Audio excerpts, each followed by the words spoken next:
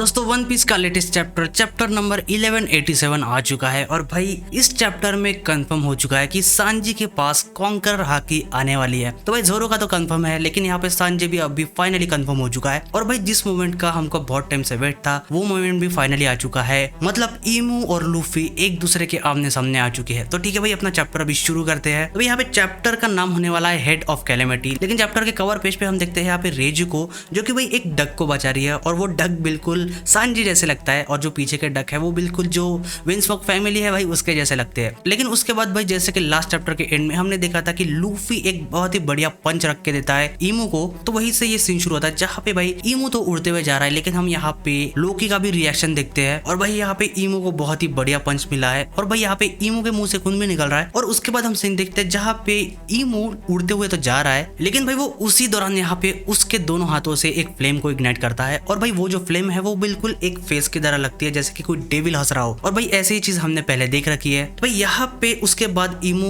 Finally उस पंच के वजह से पीछे टकरा जाता है और भाई वहां पे हम बहुत ही बढ़िया ब्लास्ट देखते हैं। लेकिन दूसरी तरफ हम देखते हैं भाई यहाँ पे अपने लोकी को, और वो कहता है लूफी से कि ये तुम्हारा जो पंच है ये इतना बढ़िया इस वजह से लग रहा है क्योंकि मैंने इस बंदे को पहले बहुत ही डैमेज कर दिया। मतलब भाई यहाँ पे लोकी भी अपना पीछे नहीं हट रहा। लेकिन यहाँ पे उसके बाद लूफी जो है वो लोकी से कहता है कि देखो तुम अभी बहुत ही ज्यादा इंजर्ड हो चुके हो, तो भाई थोड़े टाइम के लिए रेस्ट कर लो। लेकिन भाई अपना लोकी यहाँ पे सुनता नहीं है और वो कहता है कि भाई आखिर तू है कौन जो कि मुझे रेस्ट करने के लिए कह रहा है। लेकिन तभी वो सीन होने के बाद हम देखते हैं ईमू ने जो भाई फ्लेम को इग्नाइट किया था, जो दो डेविलिश फ्लेम थी, वो भाई यहाँ पे लूफी के ऊपर और लोकी के ऊपर, मतलब दोनों के ही ऊपर आ चुकी है। तो भाई यहाँ पे लूफी बहुत ही सरप्राइज होता है क्योंकि वो जो उसने फ्लेम थी वो भाई उसने दूर से देखी थी, लेकिन वो उसी फ्लेम को अभी उसके बॉडी के ऊपर देख रहा है, लेकिन वो भाई फैलती भी जा रही है उसके बॉडी के ऊपर। और हम दूसरे साइड में यहाँ पे ईमू को देखते हैं जो कि भाई यहाँ पे एक एमिंग जैसा कुछ ट्राई करता है, जैसे कि भाई हम किसी स्नाइपर से जब एम करते हैं उसी टाइप में, क्योंकि उसके हाथ में एक फ्लेम भी है। लेकिन उसके बाद हम लोकी का भी रिएक्शन देखते हैं क्योंकि उसके बॉडी पे जब ईमू ने उस शॉट से अटैक किया था तो भाई उसी प्लेस पे वो जो फ्लेम्स है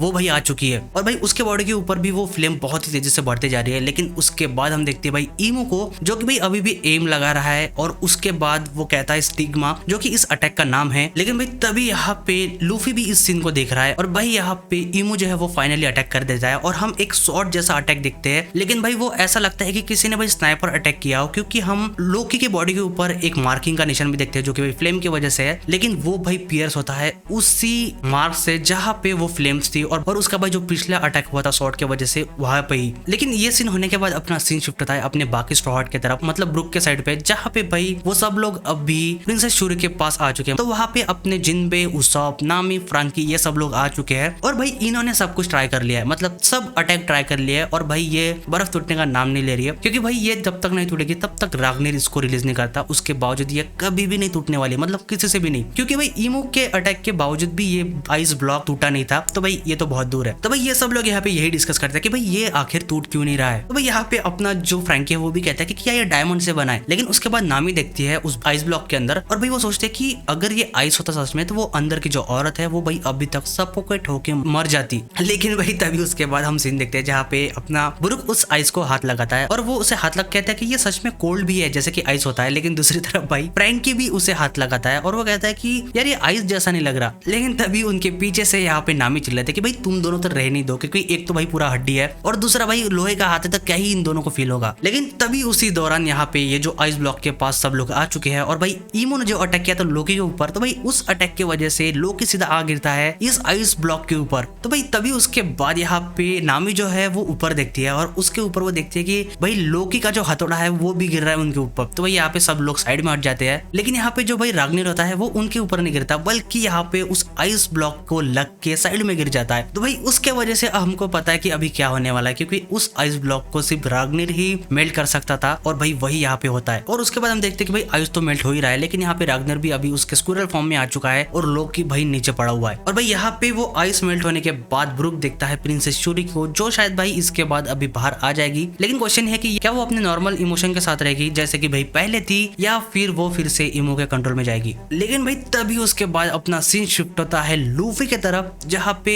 उसके ऊपर अभी भी वो जो ब्लैक फ्लेम्स थी वो भाई फैल रही है। लेकिन तभी भाई यहाँ पे अपना लूफी ऑब्जर्वेशन हाकी के इस्तेमाल से उसे पता चल जाता है कि भाई उसके साथ क्या होने वाला है और ईमो कौन सा अटैक उसके ऊपर करने वाला था। और तभी भाई हम यहाँ पे ईमो को भी देखते हैं जो कि भाई तैयार है लूफी के ऊपर अटैक करने के लिए। लेकिन भाई तभी वहाँ पे लूफी अपना दिमाग लगाता है और उसका जो क्लोक है जिसके ऊपर वो फायर थी वो भाई उसे ही फेंक देता है। तो उस वजह से ईमू जो अटैक करता है वो भाई लगता है सीधा उस क्लोक को, मतलब यहाँ पे लूफी फाइनली बच चुका है। लेकिन उसके बाद अपना सीन शिफ्ट होता है भाई पोर्ट के तरफ, जहाँ पे सोमर था जो कि भाई बहुत ही जायंट शिप लेके आया था, लेकिन वहां पे अपना भाई ज़ोरो भी पहुंच चुका है। तो भाई यहाँ पे सोमर उसे देख के कहता है कि तुम तो अभी विलेज के अंदर थे, तो तुम आखिर यहाँ पे क्या कर रहे हो, और मैं तुम्हें एक वार्निंग दे देता हूँ कि भाई अगर तुम यहाँ पे जिंदा रहना चाहते हो, मतलब अगर तुम यहाँ पे मरना नहीं चाहते, तो भाई यहाँ से निकल जाओ। लेकिन यहाँ पे ज़ोरो से कहता है कि तुम तो वही हो जिसने हमारा जो बैंकेट चल रहा था ओल्ड फ्रेंड्स के साथ, मतलब भाई अपने जायंट्स के साथ, तुमने उसे डिस्टर्ब किया था। तो भाई उसके बाद यहाँ पे सोमर जवाब देता है कि देखो उस साइड में मतलब विलेज के अंदर जो भाई 10-20 बच्चे हैं, मेरा जो कंपेनियन है मतलब भाई किलिंगम, वो उनको लेके आता ही होगा। लेकिन भाई यहाँ पे ज़ोरो भी अपना पीछे नहीं हटता और वो भी भाई मुस्कुराते हुए कहता है कि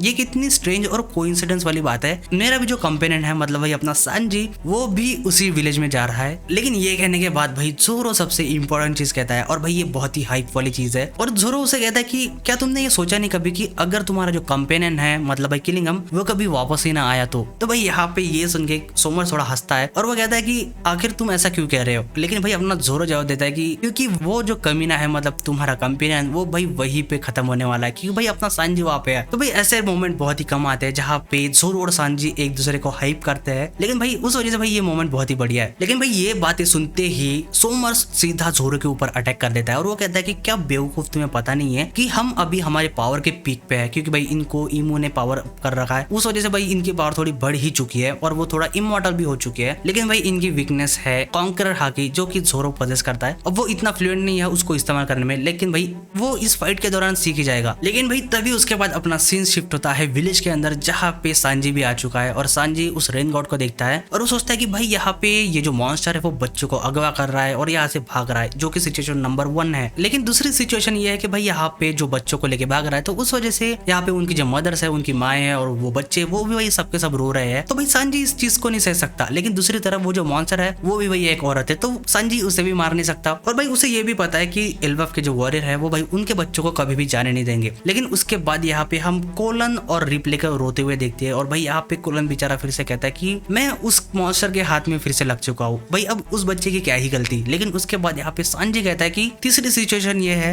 कि वो यहाँ पे किसी भी औरत को रोते हुए नहीं देख सकता। और भाई तभी उसके बाद सांजी समझ जाता है उसे क्या करना है और भाई वो जाता है सीधा अटैक करने किलिंगम के ऊपर और वो कहता है कि भाई इस सारी फसाद की जड़ तुम ही हो। लेकिन उसके बाद भाई यहाँ पे किलिंगम उधर से भागने की कोशिश करता है, लेकिन अपना सांजी कहता है कि भाई तुम्हें मैं यहाँ से बिल्कुल भी भागने नहीं दूंगा। तो भाई यहाँ पे किलिंगम मुस्कुराते हुए कहता है कि तू भाई सच में बहुत ही टफ है। और उसके बाद अपना सांजी कहता है कि मैं इन सारी चीजों को यहीं पे खत्म करूंगा और तुम्हें भी। लेकिन उसके बाद भाई यहाँ पे किलिंगम उसे कहता है कि तुम्हें पता भी है टफनेस और इमोर्टेलिटी में डिफरेंस क्या है, क्योंकि भाई ये बंदे अभी नियरली भाई इमोर्टल है, क्योंकि हमको पता है ईमो की पावर की वजह से। तो उस वजह से भाई वो कहता है कि तुम मुझे कभी भी हरा नहीं पाओगे। और उसके बाद यहाँ पे किलिंगम सांजी से कहता है कि तुम्हें लगता है कि तुम इस मॉन्स्टर को मतलब रेन गॉड ज़ादा को खत्म कर सकते हो, तो अपनी पूरी कोशिश कर लो। लेकिन उसी के बाद वो ऑर्डर देता है उस मॉन्स्टर को मतलब रेन गॉड ज़ादा को कि भाई तुम यहाँ पे बच्चों को लेके यहाँ से निकल जाओ। लेकिन उसके बाद भाई यहाँ पे हम सांजी को सुनते हैं और वो कहता है कि मुझे तुम्हारे वीकनेस के बारे में पता है। लेकिन भाई तभी ये बात सुनते ही किलिंगम जो होता है वो हंसने लगता है और वो कहता है कि ये कितनी बढ़िया बात कर रहे हो तुम यहाँ पे। लेकिन यहाँ पे सांजी जो होता है वो कहता है कि मैं तुम्हें सच में दिखाऊंगा और तुम्हें हरा के दिखाऊंगा। तो भाई यहाँ पे जो किलिंगम होता है वो कहता है कि तुम कह रहे हो कि तुम्हें मेरी वीकनेस पता है, तो एक बात बताओ, क्या तुम यहाँ पे कॉन्करर हाकी को इस्तेमाल भी कर सकते हो? क्योंकि अगर तुम सच में पॉजेस करते हो तो फिर कोशिश करो मुझे खत्म करने की, क्योंकि भाई इनकी एक ही वीकनेस है और वो है कॉन्करर हाकी। और भाई यहाँ पे हम देखते हैं कि किलिंगम बहुत ही बढ़िया अटैक करता है यहाँ पे सांजी के ऊपर, लेकिन उसी दौरान भाई सांजी सीधा दूर जा गिरता है। लेकिन तब वो गिर रहा होता है तो तभी वो यहाँ पे भाई गबान ने उसको जो बातें कही थी वो याद करता है। तो यहाँ पे गबान ने उनसे कहा था कि भाई अगर तुम यहाँ पे लूफी जो कि भाई एक योंको है तो तुम उसे कैसे सपोर्ट करोगे, क्योंकि तुम उसके लेफ्ट और राइट हैंड हो। तो भाई इन बंदों को यहाँ पे कॉन्करर हाकी आनी चाहिए, लेकिन इन दोनों को कोई भी आइडिया नहीं था उस टाइम पे। तो हम वही सीन फिर से देखते हैं फ्लैशबैक वाला, और ये बात यहाँ पे ज़ोरो को उसने कही थी गबान ने। लेकिन उसके बाद सांजी गबान से पूछता है कि क्या मैं भी पोजेस करता हूँ कॉन्करर हाकी। लेकिन उसी के बाद यहाँ पे गबान ने उससे कहा था कि तुम्हारे पास उसके जो क्वालिटीज है तुम वो पोजेस करते हो, मतलब भाई सांजी के पास वो क्वालिटीज है कॉन्करर हाकी को इस्तेमाल करने की और किंग बनने की, लेकिन तुम यहाँ पे इस वजह से उसे इस्तेमाल नहीं कर पा रहे हो क्योंकि तुम यहाँ पे खुद को बहुत ही रिस्टेंट और बहुत ही कोसते हो। क्योंकि भाई यहाँ पे हम सबको सांजी का नेचर पता है, क्योंकि उसे लगता है कि भाई उसने बहुत सारी गलतियां की है और भाई उसकी जो थिंकिंग है उस वजह से यहाँ पे गबान उसे कहता है कि ये रीजन है, इस वजह से तुम खुद को होल्ड बैक कर रहे हो। अगर तुम इसको भाई ठीक कर देते हो तो शायद तुम यहाँ पे कॉन्करर हाकी को इस्तेमाल कर पाओगे, मतलब तुम एक किंग बनोगे। और अगर तुम यहाँ पे सच में लूफी को किंग ऑफ द पायरेट बनते हुए देखना चाहते हो तो भाई ये चीज तो तुम्हें करनी पड़ेगी। तो भाई इस कन्वर्सेशन की वजह से अभी कंफर्म हो चुका है कि अपना सांजी भाई कॉन्करर हाकी बिल्कुल पॉजेस करेगा। मतलब भाई यहाँ पे जो फाइट चलेगी यहाँ पे सांजी वर्सेस किलिंगम, वहां पे भाई सांजी कंफर्म कॉन्करर हाकी को इस्तेमाल करने वाला है। लेकिन तभी उसके बाद भाई one of the most awaited scene आता है जहाँ पे monkey D Luffy one of the emperor of the sea और दूसरी तरफ भाई saint Nerona Imu king of the world दोनों ही एक दूसरे के सामने आ चुके हैं। और भाई यहाँ पे इमू उससे कहता है कि जॉय बॉय फाइनली तुम यहाँ पे आ ही गए। लेकिन भाई यहाँ पे अपना लूफी चिल के कहता है कि देखो मुझे मेरे असली नाम से बुलाओ जो कि है लूफी, और मैं वो बंदा हूँ जो कि किंग ऑफ द पायरेट बनने वाला है। और भाई इस चैप्टर के आखिर में एक नोट लिखी होती है कि आखिर इन दोनों में से कौन वर्दी है असल किंग बनने के। और दोस्तों इसी के साथ ये चैप्टर खत्म होता है। और भाई ये बहुत ही बढ़िया चैप्टर था और भाई इसके आगे हमें बहुत पीक फाइटिंग देखने को मिलने वाली है। और भाई आप लोगों का क्या ओपिनियन था इस चैप्टर को देखने के बाद नीचे कमेंट करके जरूर बताना। और अगर आपको वीडियो पसंद आए तो वीडियो को लाइक और चैनल को सब्सक्राइब जरूर करना। तो मिलते हैं दोस्तों अगली वीडियो में।